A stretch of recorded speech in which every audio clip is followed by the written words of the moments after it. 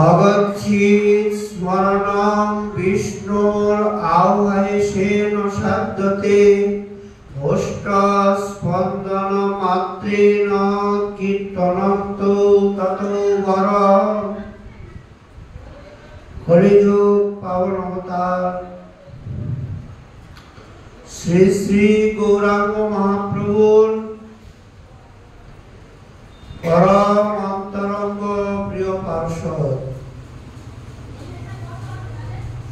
শ্রীপাদ রূপ গোস্বামী চরণ ভক্তি রসামৃত সিন্ধু গ্রন্থে যেভাবে তিনি ভক্তির মহিমা বর্ণনা করেছেন সেই বিষয় আমরা কতচিৎ শ্রবণ কীর্তন করে চলছি। শ্রীল গোসাইপাদ যে 64 ভক্তির অঙ্গের বর্ণনা দিয়েছেন তার ভিতরে 63 সংখ্যক ভক্তির অঙ্গে শ্রীল গোসাইপাদ নাম সংকীর্তনের মহামহিমা তিনি বলছেন। অর্থাৎ কলিযুগে সর্বপ্রকার সাধন শক্তি রহিত মানব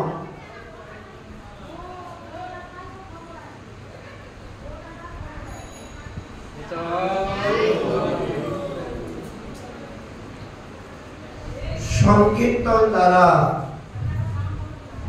পরম ভগবত নিষ্ঠা প্রাপ্তি শ্রবণ করে অনায়াস সাধ্য নাম কীর্তনকে সার করে থাকেন। তাই দীনজনের প্রতি অধিক দয়ালু শ্রী ভগবানের নাম তাদের প্রতি সমাধিক করুণা বিতরণ করে আর কলিযুগের যুগধর্ম হয়ে এসেছে। এই জন্য সত্য আদির প্রজাগণ কলিতে জন্মগ্রহণের বাসনা করে। কৃতাদিষু প্রজারাজন কলিবিচ্ছন্তি সম্ভবম। কলিযুগে ভগবত তৃষ্ণা প্রাপ্তির উপায় সুগম থাকায় সত্য আদি যুগের প্রজাগণ কলিতে জন্ম লাভের প্রার্থনা করে থাকেন। কোথায় সত্য যুগ আর কোথায় এই নানা দুর্যোগ পূর্ণ কলিযুগ?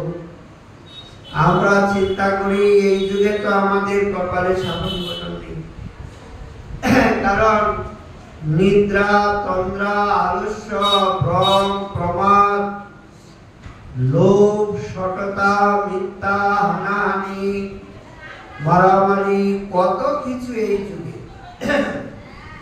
যেদিকে তাকানো যায় যার দিকে তাকানো যায় কোথাও ভালো বস্তু দেখতে পাওয়া যায়। আমার দূরদৃষ্টির কারণে আমার নেত্র রোগের কারণে আমরা গুরুর উপরেও দোষ দেখি, বৈষ্ণবের উপরেও দোষ দেখি, যেদিকে তাকাই। চোখ যখন খারাপ হয় না তখন এমন এক জাতীয় লোক আছে সব বড় বড় দেখে, আবার এমন জাতীয় লোক আছে সব ছোট অক্ষর দেখে, বড় অক্ষর দেখতে পারে, দূরেরটা দেখতে পারে, কাছেরটা দেখতে পারে। এইরকম নেত্র রোগ আছে আমাদের। এই কলি এই প্রকার নেত্র রোগ এনে দিয়েছে। আমরা গুরুদেবের দোষ দেখতে চাই, বৈষ্ণবের দোষ দেখি, কিন্তু সবচেয়ে নিকটে যে আমার দোষ, আমার অভাবটা তো আমার নিকটে, কিন্তু ওই দিকে দৃষ্টিটা যায় না, নিজের দিকে বা নিচের দিকে দৃষ্টি আদৌ যায় না। অন্যের দিকে দৃষ্টি সতত ঘুরে বেড়ায়। সব জায়গা থেকে এই বৃন্দাবনে একজন ব্যক্তি উচ্চ শিক্ষায় শিক্ষিত হয়ে উচ্চ ঘরে জন্ম নিয়ে সেই রকম রূপ লাবণ্য নিয়ে আর বৃন্দাবনে এসেছে। এখন তার দীক্ষা শিক্ষা হয়, যার দিকে তাকায় চিন্তা করে এত আমার থেকে নিম্ন জাতের, এর কাছ থেকে আমি কি নিব। আবার যার দিকে তাকায় আমার যে বিদ্যা, পড়াশোনার যে ডিগ্রি আছে, ওনার কাছে এসব কিছু নেই। অতএব আমি এত উচ্চ শিক্ষিত হয়ে আর এইরকম ব্যক্তি তার চরণে গিয়ে মাথা নত করবো, লোকে বলবে কি, আর আমি নিজেকে কি করে মানাবো? হবে না। এইভাবে সব দিক দেখছে, দেখতে দেখতে একদিন এক মহতের কাছে গিয়ে উপস্থিত। মহৎ উচ্চ, তিনি জিজ্ঞাসা করলেন, এই জগতে কারো বাড়িঘর কোথায়, কত টাকা আছে, পিতাকে মাতাকে, এগুলি জিজ্ঞাসা কমেই। একান্ত কনিষ্ঠ হলে দু এক কথা হয়, সেটা কিন্তু এই জগতে সর্বোপরি আলোচনা হয় আপনার গুরুস্থান কোথায়, শ্রী গুরুদেব কোথায় থাকেন, কোন পরিবার, এইগুলি এই জগতের পরিচয়, আত্মিক পরিচয়। এই বলে বলেন, আর এইটাই বাস্তবিক স্বরূপ পরিচয়। জিজ্ঞাসা করতে করতে জানা গেল ইনার তো এখনো দীক্ষাই হয়নি। কতদিন আছেন? না হলেও তো এক যুগ হবে, 12 বছর। 12 বছর এই ধামে আছেন, আজও কাউকে পেলেন না? না মহারাজ, কত খুঁজাখুঁজি করলাম, কত জায়গায় ছুটে গেলাম, কিন্তু আমি কাউকে আমার মতো পেলাম। যেখানেই যাই কেবল ত্রুটি। বলছে উনার ত্রুটি নয়, এটা আপনার ত্রুটি, মহাত্মার ত্রুটি। তবে আপনি যখন এতই বিচক্ষণ, সর্বত্র এভাবে দেখতে পান, একটা কাজ করবেন, কালকে সকালে আমার কাছে আপনার থেকে একজন হীন ব্যক্তিকে ধরে আর নিয়ে আসবেন। মহাত্মার কথার ভিতরে একটা শক্তি আছে, কৃপা শক্তি। মহাত্মা তার হৃদয়ের ভিতরে বসে গিয়ে নিজের অযোগ্যতা এবং অক্ষমতাটাকে ফুটিয়ে তোলার করুণা করে দিয়েছেন, চলে গেলেন। তার তো এই বিষয়ে কোনো মাথায় কামানো নাই, কারণ সকালে যাকে পাবো রাস্তায় ধরে নিয়ে আর চলে যাবো, চলুন আমার। কারণ আমার দৃষ্টিতে এই জায়গায় আসার পরে আমার সমকক্ষায় আর কেউ। সকালবেলা যখন বাহ্যকৃত্যে বেরোচ্ছে, মানে লোক ঘুষ নিয়ে যাবে, এমন সময় দেখলেন কি, হরি বাবা, আমি তো 12 বছর, আমি তো 3 12 36 বছর আমার থেকে উনি ছোট কি করে? আর আমি উন্নত বংশে জন্ম হলে কি হবে? ইনি তো উন্নত গুণে ভূষিত, আমার তো সে সদ্গুণ আমার ভিতরে আসেনি। কারণ বংশের মর্যাদার থেকে তো গুণের মর্যাদা সর্বোপরি বলা হয়েছে। অর্থাৎ এখন বিবেক জেগে গেছে, বিচার তাকে এসে আক্রমণ করেছে, বিচারের বিভ্রান্তিতে পড়ে গিয়ে এখন আর কাউকে পেলেন না। অবশেষে মনুষ্য রূপ বাদ দিল, ভাবলেন তার একটা বৃক্ষ নিয়ে যাব। তিনি তো বলেনি কেবল মানুষই নিয়ে যেতে। ওরে মহাপ্রভু তো বৃক্ষের সঙ্গে বৈষ্ণবতার দৃষ্টান্ত দিয়েছে। হলো না, তৃণাদপি শুনেছেন, বড় উপকারের জন্য দিয়ে দিচ্ছেন সব। বলো না, ফুলো না, নিজের শরীরটাও না, মরে গিয়েও আমাদের সেবা করছে। আমরা তো এতটা পাচ্ছি। এইভাবে সব বিতরণ করতে করতে যখন পেলেন না, কারণ বাহ্যকৃত্যের ব্যাগ পেয়েছে, ভাবলে তাহলে মলটাকে নিয়ে যাও, এটা তো পরিচিত, এইটা তো আর আমার থেকে উৎকৃষ্ট হবে না। এমন সময় যেন মল তার বিবেকে এসে আর প্রশ্নের উৎপত্তি করেছেন, আমি একদিন ভগবানের দিব্য প্রসাদ ছিলাম, তোমাকে পুষ্ট করার জন্য নিজেকে বিলিয়ে দিয়ে আর এইভাবে বর্জিত পদার্থ রূপে বেরিয়ে এলাম, তুমি আমাকে তোমার নিকৃষ্ট বলছো, নিজেকে বিলীন করে দেওয়ার পরেও। একটা কীরা আসলো মলটাকে খেতে, ভাবলো তাহলে এইটা তো নিকৃষ্ট হবে, এইটাকে নিয়ে হলো না। ও এইটা যেন প্রশ্ন করছে, আরে বাবা তুমি যেটাকে ত্যাগ করে চলে গেছো, আমি এটাকে মাটিতে রূপায়িত করবো, তুমি পারবা? তো আমার ক্ষমতা। পুরুষের কীট হইতে মহিষে লঘিষ্ঠ, এই যে ভাব, এই যে ভাবে বিভাবিত আত্মা, তখনই জীব ধর্ম হতে পারে। সুতরাং এই কলিযুগের ভিতরে প্রত্যেক জীবের ভিতরে যে দোষ, এই দোষ দৃষ্টিটা আমার এই দোষের কারণ, কারণ আমার নেত্র রোগের জন্য এর গায়ে ওর গায়ে ওর গায়ে ওর গায়ে প্রতিচ্ছবিটা করছে, কিন্তু বাস্তবিকভাবে রোগটা আমারই। যখন এই দৃষ্টিটা নিজের দিকে পড়ে যাবে, তখন আর জগতে কারোর দোষ দৃষ্টি দেখতে চাই না।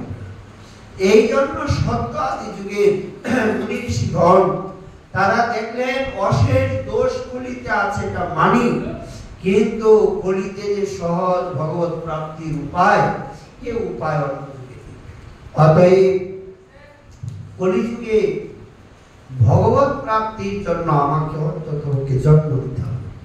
দেখেন সত্যযুগ, ত্রেতাযুগ, দ্বাপর যুগের ভক্তের সংখ্যা কয়জন? রামায়ণ, পুরাণ, ভাগবত ইতিহাস পড়ে দেখেন 2-4 জন। আর ভক্তমাল অধ্যয়ন করে দেখেন কলিযুগে হাজার হাজার হাজার হাজার ভগবানের দর্শন করেছেন। নামদেব 56 বার ভগবানকে দর্শন করেছেন। এই জন্য বলছে কলির অশেষ দোষ থাকলেও কলিযুগের ধর্ম হচ্ছে নাম সংকীর্তন।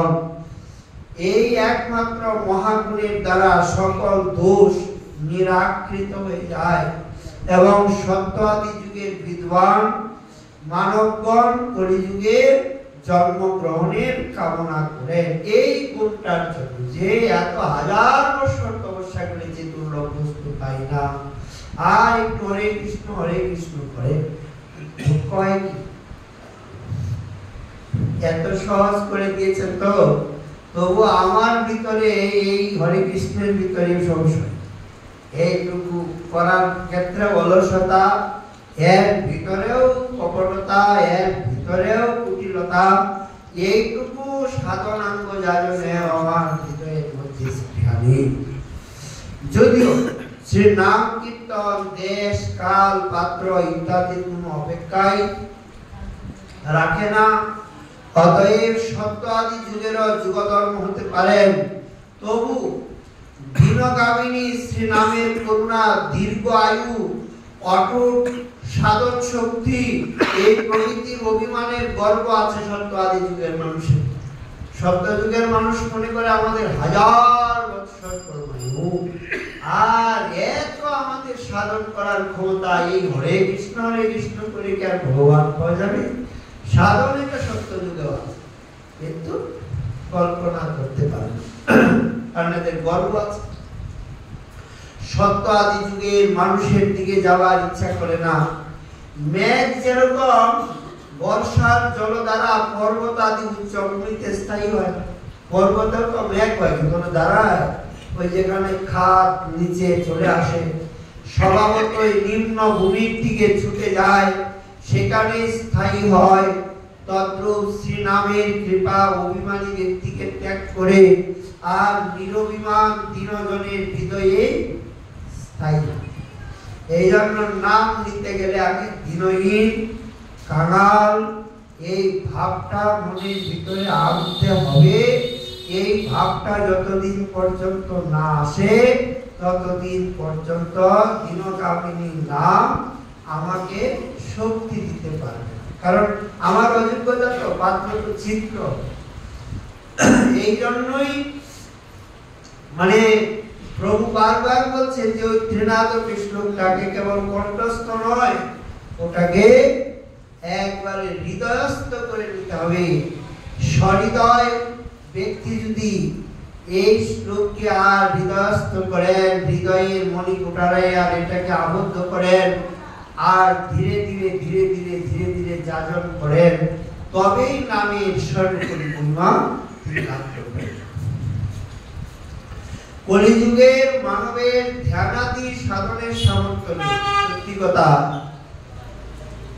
অনেক সময় মানুষ যদি মরে যায় না, স্মরণ সভা হয় কোথাও কোথাও, বলে 2 মিনিট একটু নীরবতা পালন করো। 1-2 মিনিট চোখ বন্ধ করে থাকলে মনে হয় কয়েক যুগ মনে হয় চলে গেল। এর দিকে তাকাচ্ছে, ওর দিকে তাকাচ্ছে, সময় বেশি হয়ে যায়নি তো, সবাই আবার তাকিয়ে, হ্যাঁ সবাই তাকাচ্ছে না তো, আমি একমাত্র চোখ বন্ধ করে এরকম যদি থাকি, 1-2 সেকেন্ডের মধ্যে মাথা পাগল হয়ে যায়, ধ্যান তো করে।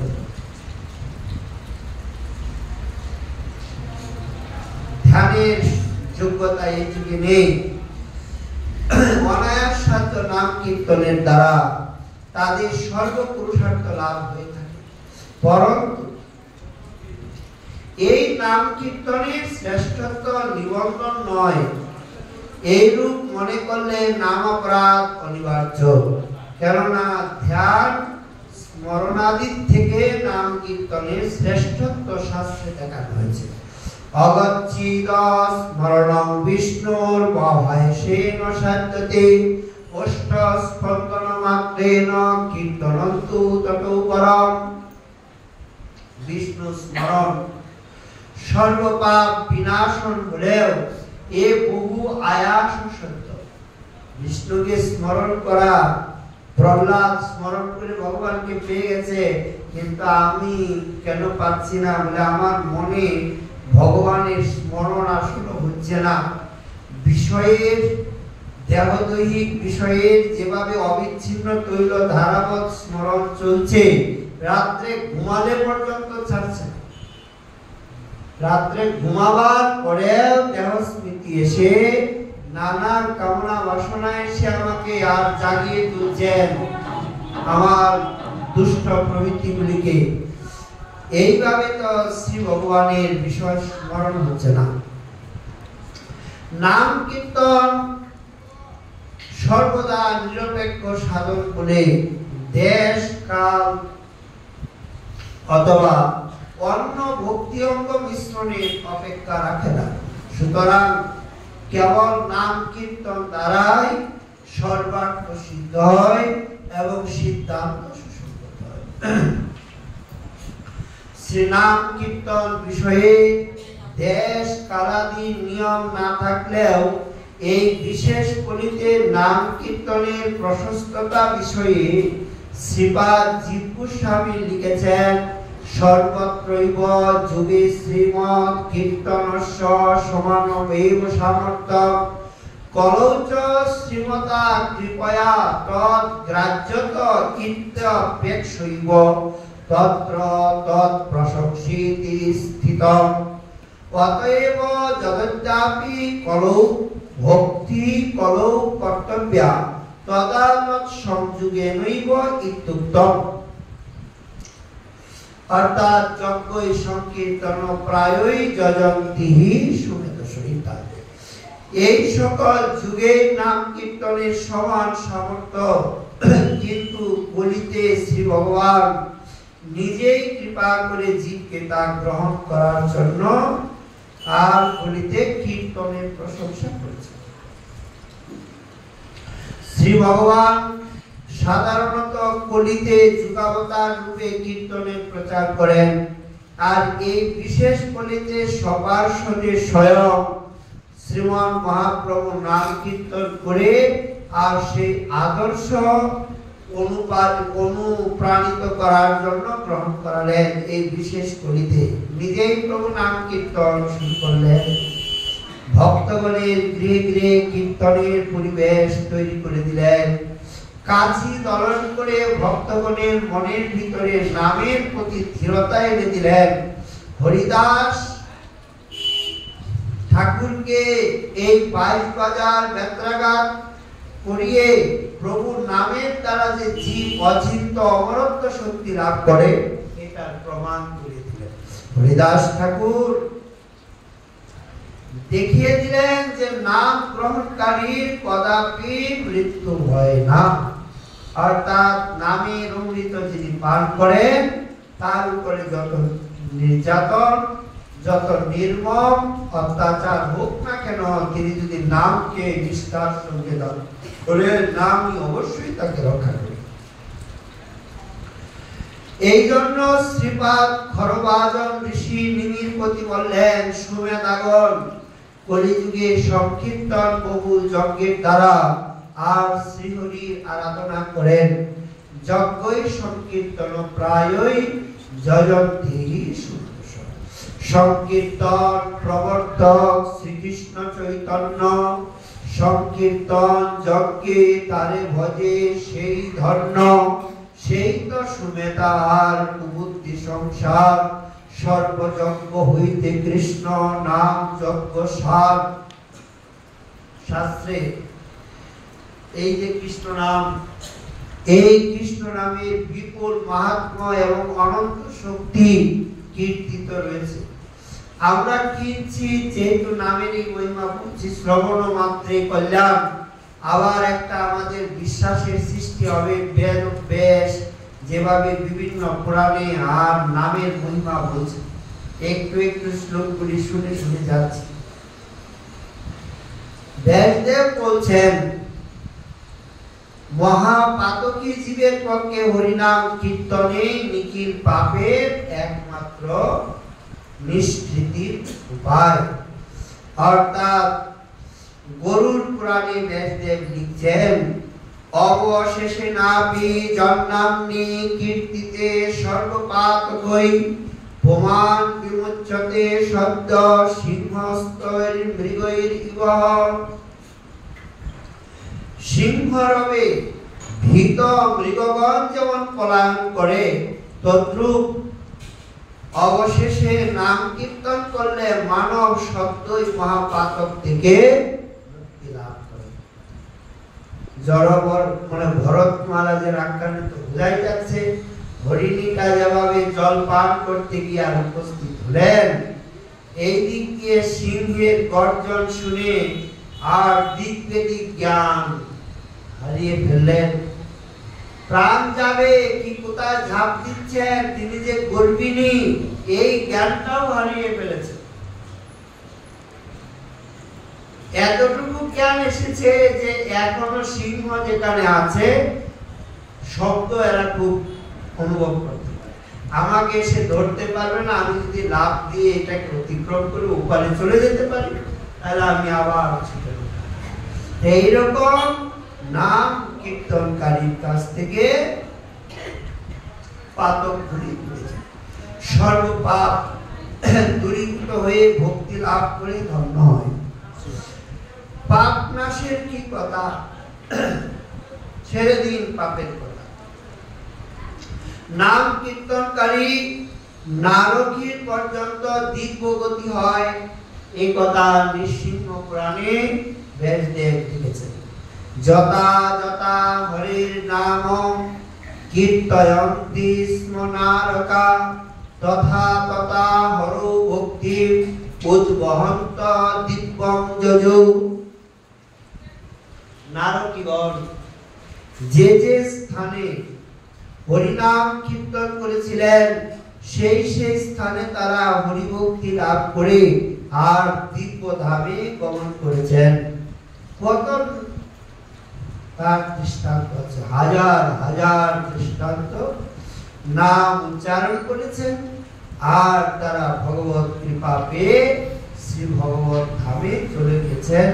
এই কোনো দিব্য বিষয় নয়, অনাদি কাল থেকে আছে, অনন্ত কাল থাকবে।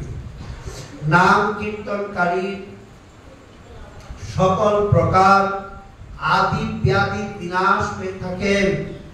স্কন্দ পুরাণে ব্যাসদেব বলছেন, আদয় ব্যাদয় যস্য স্মরণাৎ নাম কীর্তনাৎ, তদৈব বিলয়ং যান্তি তমনন্তং নমাম্যহম। ব্যাসদেব বলছেন, যার নাম স্মরণ কীর্তন থেকে যাবতীয় আদি বলতে মনোপীড়া, ব্যাধি বলতে দেহ পীড়া তৎক্ষণাৎ বিনাশ প্রাপ্ত হয়, সেই অনন্ত দেবকে আমি প্রণাম। এর মানে এই নয় ভক্ত আর শালগ্রাম দিয়ে বাদাম ভাঙবে। শালগ্রাম দিয়ে বাদাম ভাঙা মানে কি, নাম দিয়ে যখন আদি ব্যাধি ভালো হয়, তাহলে আর আমি ডাক্তারখানায় যাব না, নামই করবো আর আমি সুস্থ হয়ে যাব। একে বলা হয় যে শালগ্রাম দিয়ে বাদাম ভাঙা। ভক্ত এটা কামনা করেন না, কিন্তু নাম তার আদি ব্যাধি সব স্বাভাবিক গতিতেই বিনাশ করেন। 1 টাকার জন্য কেউ কি আর প্রধানমন্ত্রীর কাছে যায় যে আমাকে 1 টাকা দাও? 1 টাকা তো রাস্তাঘাটে যে কেউ কাছে চাইলে দিয়ে দিবি। ভগবান যেমন ব্যাধি দিয়েছে এইরকম ঔষধ দিয়েছেন, যেরকম আদি দিয়েছে এইরকম তিনি তার প্রতিকারের উপায় দিয়েছেন।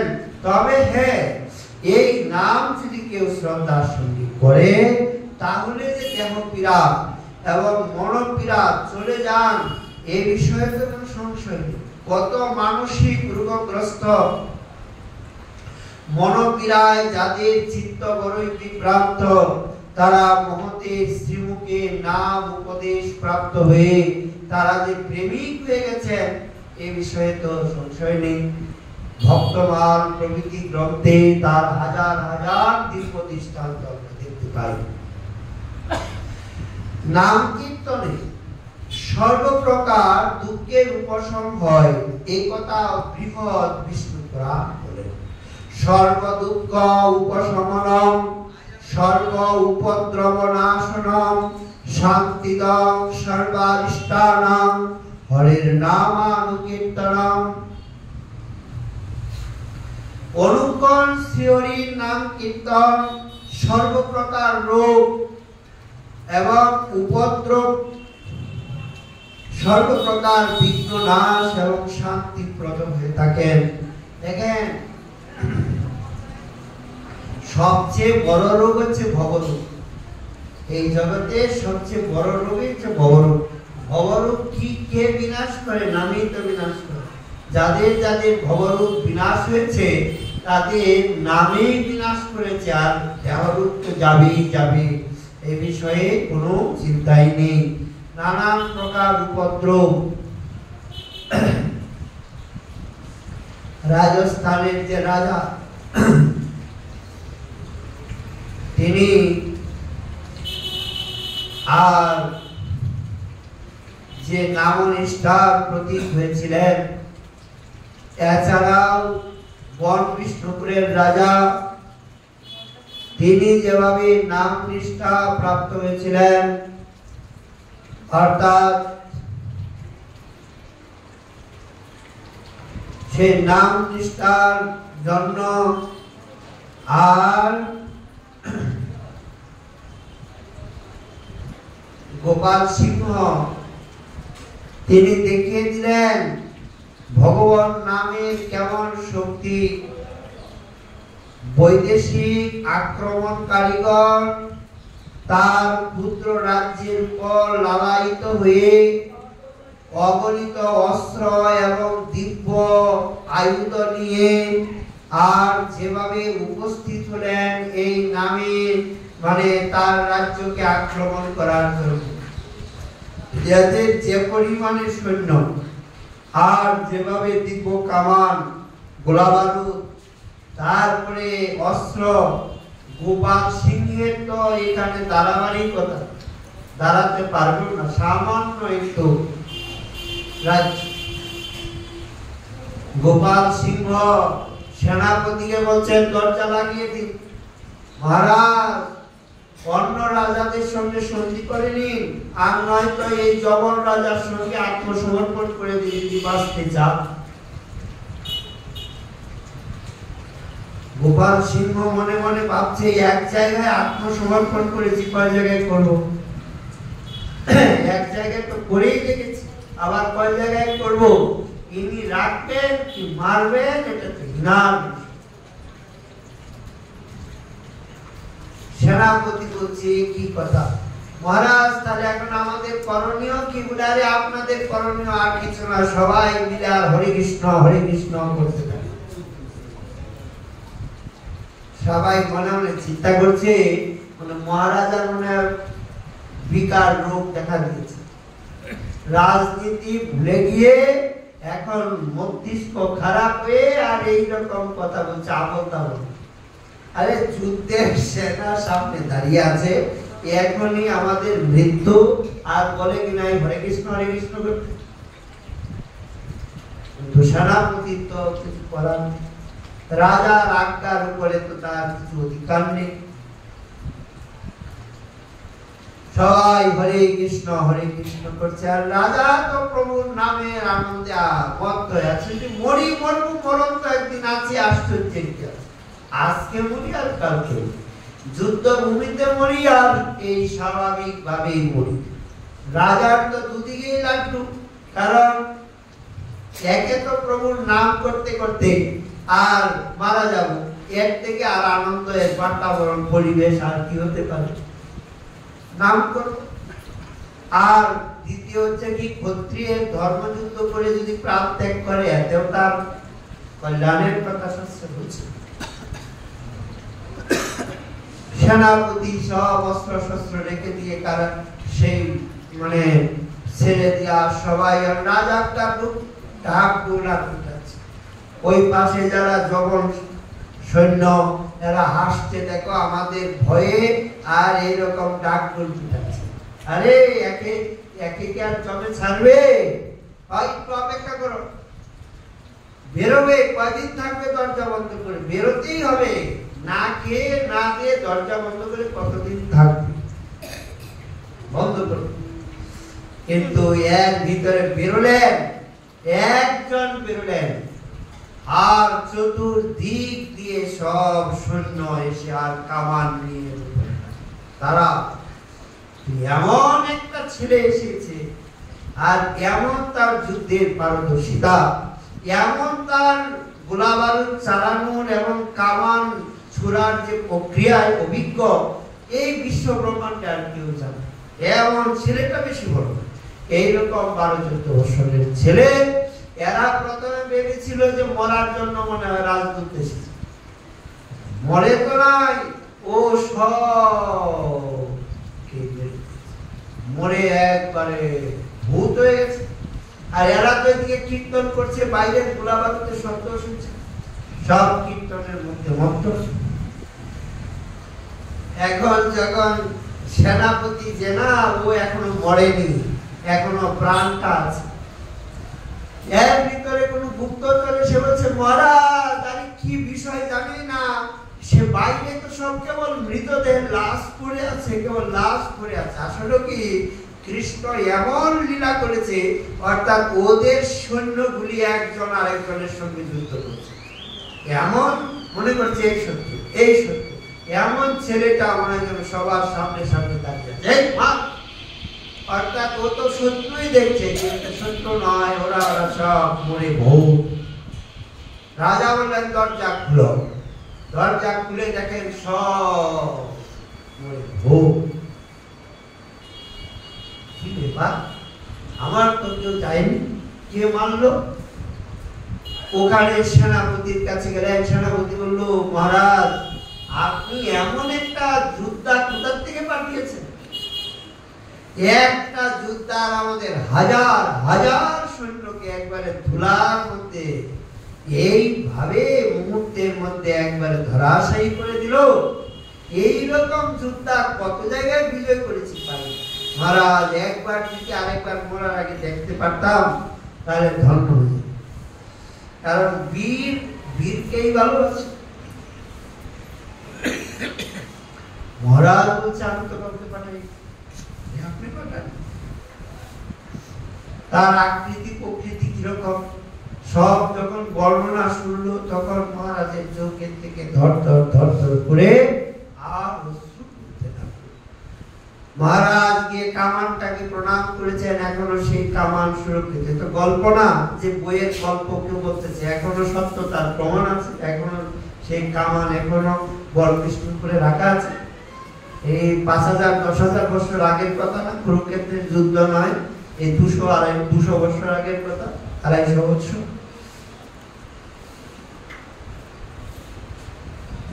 ঠাকুর মন্দিরে গিয়ে দেখেন মদন মোহনের সর্বাঙ্গে রক্তের ছিটা পড়ে আছে। যুদ্ধ করে আসছে তো যোদ্ধা, সারা শরীর কাপড় চোপড়ে রক্তের বীররস। ভগবান তো সব রসেরই রসিক, বীররসের ভূমিতে নেমেছেন। এই জন্য যুদ্ধ ভূমি থেকে আসার ফলে তার সব জায়গায় রক্তের ছিটা পড়ে আছে। হাতের ভিতরে কামান চালিয়েছে, ঠাকুরের হাতগুলি কালো হয়ে গেছে, কারণ গোলা বারুদ বারবার দিতে হচ্ছে, জ্বলছে। মুখ তাড়াতাড়ি প্রভুর চরণে গোপাল সিং এসে আর লুণ্ঠিত হয়ে পড়লেন, প্রভু তুমি ভক্তের জন্য এত দূর করো? প্রভু বলছে, আমি করিনি, আমার নাম করিয়েছি। আমি করিনি, আমার নাম করাতে বাধ্য হয়েছে, কারণ তোমরা আমার নামের স্মরণ নিয়েছে। তো যদি এইরকম না করি তাহলে নামের কলঙ্ক হয়ে যাবে না? ঠাকুরকে স্নান দান করিয়ে, উত্তম বসন ভূষণ পরিয়ে আর ভোগ রাগ শৃঙ্গার হলো। সেনাপতিরা বুঝলেন মহারাজা আমাদেরকে বাঁচিয়ে দিলেন, নাহলে মরেই যেতাম। হরিনাম কীর্তনে পাতকী ব্যক্তির পঙ্ক্তি পাবন হয়ে থাকেন। ব্রহ্মাণ্ড পুরাণ বলছে, মহাপাতকযুক্তপি কীর্তয়ন নিশং হরি শুদ্ধান্তকরণ বুদ্ধা জায়তে পঙ্ক্তি পাবন। পাতকীও যদি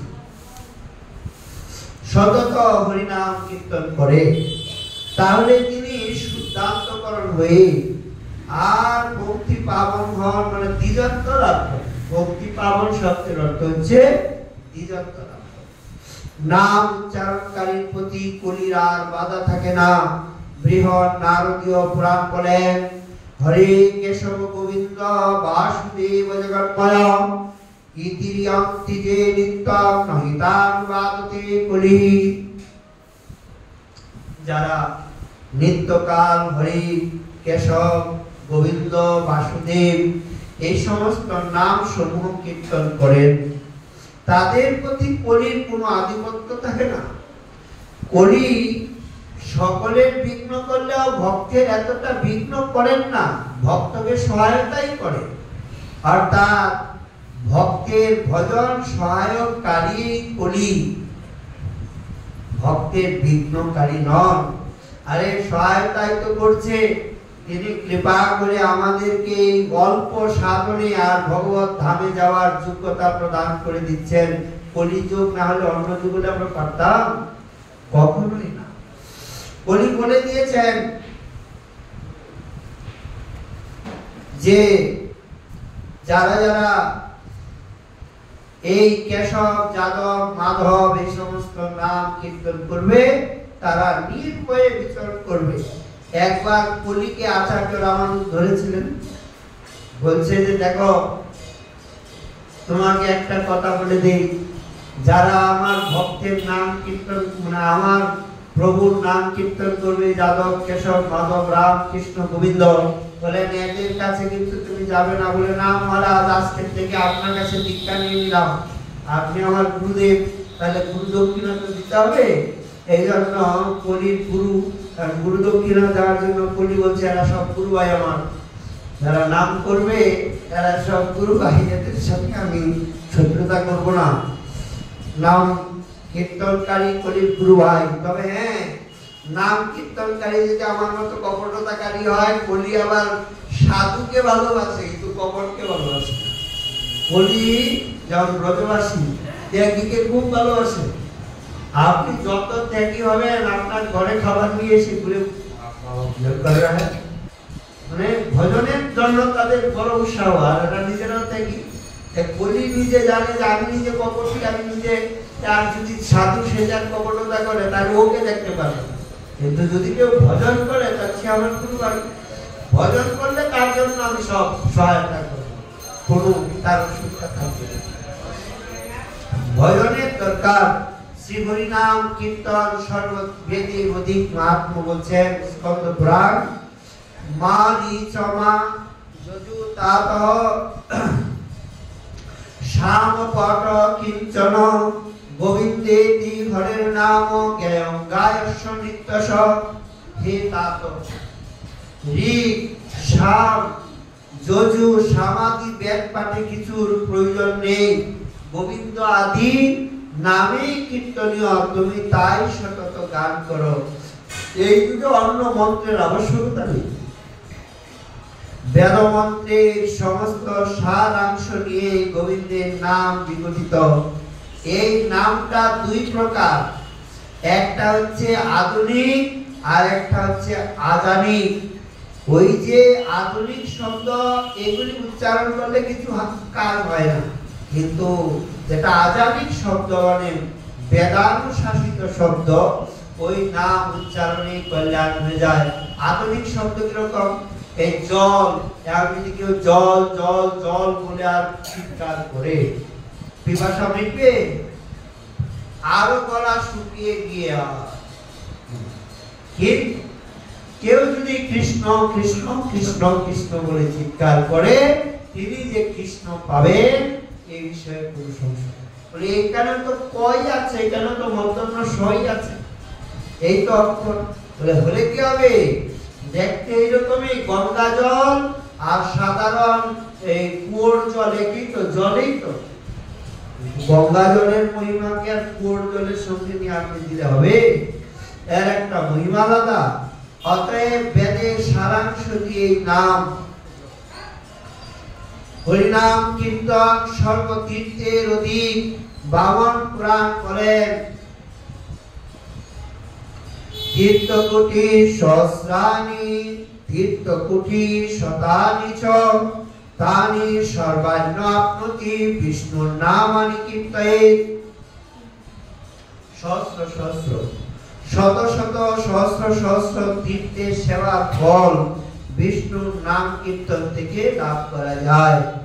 অর্থাৎ এই জন্যই এই শ্লোকেরই তাৎপর্য মনে করতে হবে মহাপ্রভু স্তুতি। হরিদাস ঠাকুরকে যে বলছে, ক্ষণে ক্ষণে কর তুমি সর্বতীর্থে স্নান, এই যে এখানে বলছে, এই শ্লোকের মূলে আছে তীর্থকুটি সহস্রাণি তীর্থকুটি শতানি চ তানি সর্বান্ন আপনতি বিষ্ণুর নাম কীর্তনা। মহাপ্রভু কি এমনি বলবে? শাস্ত্রের কথাটাই তো বলবে। অর্থাৎ শ্রী ভগবানের নাম করেন, তিনি শত শত সহস্র সহস্র তীর্থের ফল আর প্রাপ্ত হন। এই জন্য তীর্থের ফল হরিদাস ঠাকুর পেয়ে যাচ্ছে। নামের এমন গরিয়সী ভাব, এমন অচিন্ত তার বৈভব প্রভাব। শ্রী নাম কীর্তন সর্বপ্রকার সৎকর্মের অনন্ত গুণের অধিক। যথা স্কন্দ পুরাণ আর বলছে, গোকুটি দানং গ্রহণে খগস্য খগস্য প্রয়াগ গঙ্গোদক কল্পবাস যজ্ঞাযুতং মেরু সুবর্ণ দানং গোবিন্দ কীর্তনের সমংশতাংশই। সূর্যগ্রহণ সময়ে কুটি গাভী দান করলে যে ফল হয়, সূর্যগ্রহণে গাভী দানের মহিমা আছে। প্রয়াগে গঙ্গা গঙ্গোদকে কল্পবাস, প্রয়াগে গিয়ে মানুষ কল্পবাস করেন, এক কল্প গঙ্গার পারে। আর অযুত যজ্ঞ বা সুমেরু পর্বতে সুবর্ণ দান, এই সবই গোবিন্দ নাম কীর্তনের শতাংশের একাংশেরও তুল্য। তাহলে এত কিছু দরকার নেই, আর আমাদের কাছে সম্ভব না এত কিছু করতে যাওয়া, সম্ভব নয়। এই জন্য গোবিন্দ গোবিন্দ গোবিন্দ গোবিন্দই আমরা জপ করবো, এতেই আমাদের কল্যাণ। হরিনাম কীর্তন সর্বার্থ প্রদাতা। স্কন্দ পুরাণ বলেন, এতৎ সর্বর্গ হরণং রিপু নিগ্রহণং পরম অধ্যাত্মমূলম এতদ্ধি বিষ্ণুর নামানি কীর্তনম। অনুকর শ্রী বিষ্ণুর নাম কীর্তনে জন্ম মৃত্যু প্রভৃতি ষটবর্গের বিনাশ, কামাদি রিপুগণের নিগ্রহকারী এবং অধ্যাত্ম জ্ঞানের মূল। ভগবানের নাম এই দুষ্ট রিপুগণকে কেউ জয় করতে পারে না, কিন্তু নামকে যদি কেউ আশ্রয় গ্রহণ করে আর অশ্রু যুক্ত নয়নে নাম কীর্তন যদি করে, তাহলে ধীরে ধীরে দুর্জয় রিপুগুলি পর্যন্ত তারা শান্ত হয়ে যায়। তারা সাধককে সহায়তা করে এবং সাধক সাধন রাজ্যে গিয়ে আর তার তবে উপরের দিকে যান। শ্রী হরি নামে সর্বশক্তি আছে। স্কন্দপুরাণ বলেন, দান ব্রত তপস্থিত ক্ষেত্রাদিনাঞ্চ যা স্থিতা শক্তয় দেব মতাং সর্ব পাপ হরু শিবা রাজসূয়া সমেদানাং জ্ঞানাধ্যাত্ম বস্তুনঃ আকৃষ্য হরিণা সর্বা স্থাপিত শেষু নামসু। যা দান ব্রত তপস্যা তীর্থক্ষেত্র আদি স্থিত এবং শ্রেষ্ঠ দেবগণের সর্ব পাপ হারিণী মঙ্গলদায়িনী যে শক্তি সমূহ রাজসূয় অশ্বমেধ আদি যজ্ঞের এবং অধ্যাত্ম বস্তুর জ্ঞানে যা নিহিত আছেন, শ্রীহরি সেই সমূহ শক্তি আকর্ষণ করে নিজের নামে অর্পণ করেছেন। দেখেন, শ্রীহরি যেমন অনন্ত, তার নামের মহিমা অনন্ত। তবে হ্যাঁ, এই যে এতগুলি শ্লোক, এতগুলি পুরাণে এতভাবে বর্ণনা দিয়েছেন আচার্যগণ বেদব্যাস, তার মহিমা আমাদের জন্যই বলেছেন আমরা যেন প্রত্যেকে নামকে পরম শ্রদ্ধার সঙ্গে এবং নামকে সর্বোপরি মেনে নামের সাধনায় ব্রতী হতে পারি। এই জন্যই এত মহিমা। আরো অনেকগুলি মহামহিমা শাস্ত্রে উল্লেখ করা আছে। আমাদের আরেকটা দিন লেগে যাবে সেইগুলি বলতে। মহাপ্রভু যেগুলি দেখিয়েছেন, যেহেতু সপ্তাহ যোগ্য আছে।